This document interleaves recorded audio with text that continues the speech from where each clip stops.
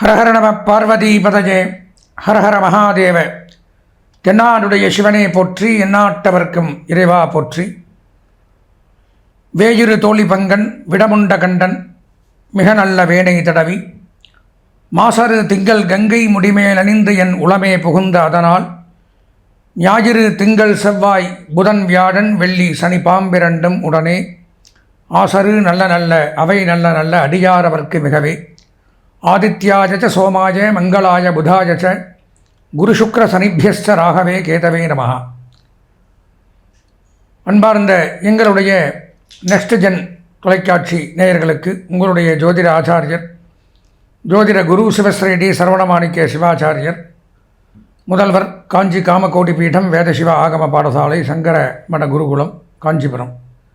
அலைபேசி 9865098370 9865098370. அடியனுடைய பணிவான வணக்கங்கள் மற்றும் ஆசீர்வாதங்கள்.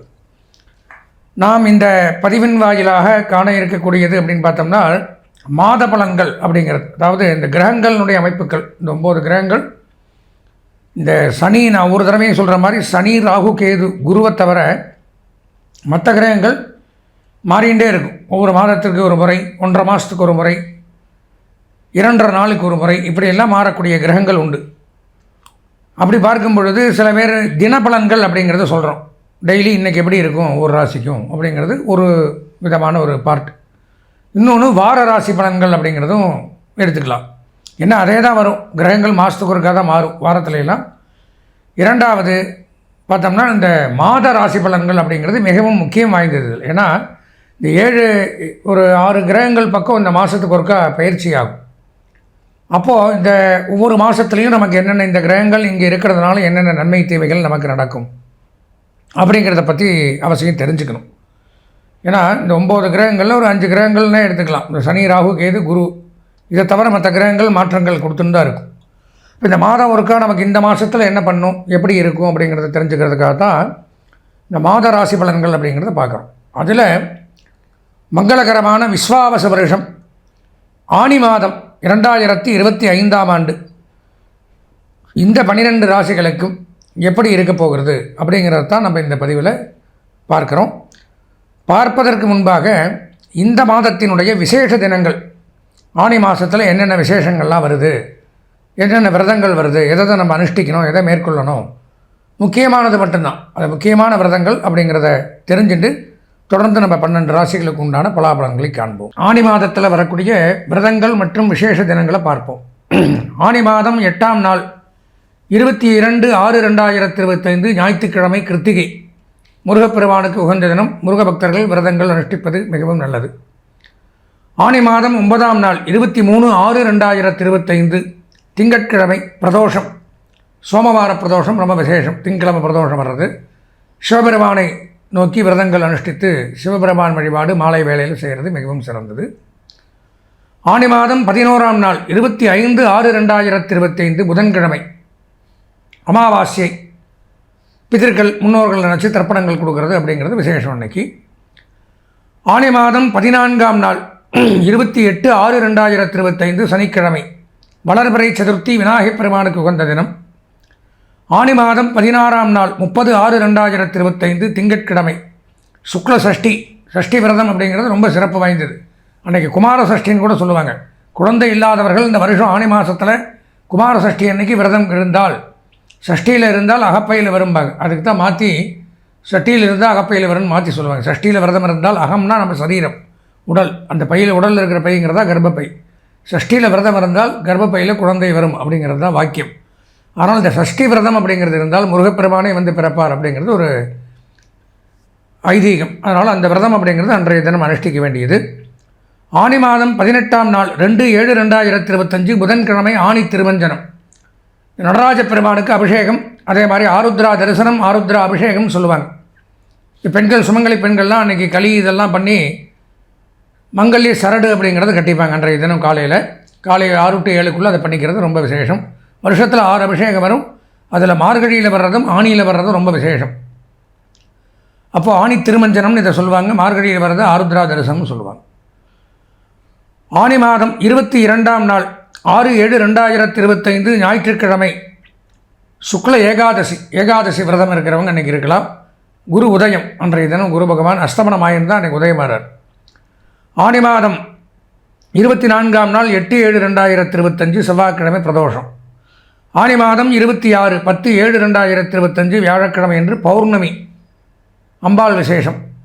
ஆனி மாதம் 30ஆம் நாள் 14/7/2025 திங்கட்கிழமை சங்கடகர சதுர்த்தி விநாயகர் விரதம் இருக்க வேண்டிய நாள். ஆனி மாதம் 32ஆம் நாள் கடைசி தினம் 16/7/2025 புதன்கிழமை தேய்பிரை சஷ்டி. இதெல்லாம் இந்த ஆனி மாதத்தில் வரக்கூடிய விரதங்களும் விசேஷங்களும் நேயர்கள் அனுஷ்டித்து அருள் பெற வேண்டுகிறோம்.